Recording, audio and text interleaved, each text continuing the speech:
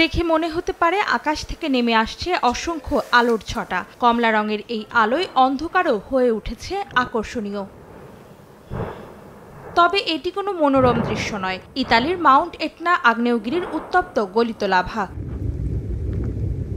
সক্রিয় হয়ে উঠেছে দেশটির বিখ্যাত পর্যটন স্থল সিসিলি শহরের ক্যাটানিয়ার মাউন্ট এটনার আগ্নেয়গিরি। 4 বছর সুপ্ত থাকার পর মঙ্গলবার এই আগ্নেয়গিরি থেকে শুরু হয় লাভা উদ্গীরণ। অগ্নুৎপাতের কালো ধোঁয়ায় ছেয়ে গেছে সিসিলির আকাশ। আগ্নেয়গিরির ছাই ঢুকে পড়েছে লোকালয়েও। এ কারণে অনির্দিষ্টকালের জন্য বন্ধ ঘোষণা করা হয়েছে ক্যাটানিয়া বিমানবন্দরের কার্যক্রম। বাতিল করা হয়েছে সব ফ্লাইট। সামনের পরিস্থিতি আরও ভয়াবহ হওয়ার আশঙ্কায় স্থানীয় বাসিন্দাদের জন্য জারি করা হয়েছে রেড অ্যালার্ট।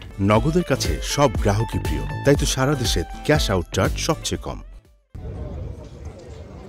ক্যাটানিয়া শহর থেকে বেশ কিছুটা দূরে পাহাড়ের চূড়ায় অবস্থিত এই এটনা আগ্নেয়গিরি সিসিলির ভূমধ্যসাগরীয় উপদ্বীপের অন্যতম এই আগ্নেয়গিরিটি প্রায় সক্রিয় হতে দেখা যায়। প্রায় 10,000 ফুট উঁচু এই আগ্নেয়গিরিটি আফ্রিকা প্লেট ও ইউরেশিয়া প্লেটের মধ্যবর্তী স্থানে অবস্থিত। 2013 সালে এটিকে বিশ্ব ঐতিহ্যবাহী স্থানের স্বীকৃতি দেয় ইউনেস্কো।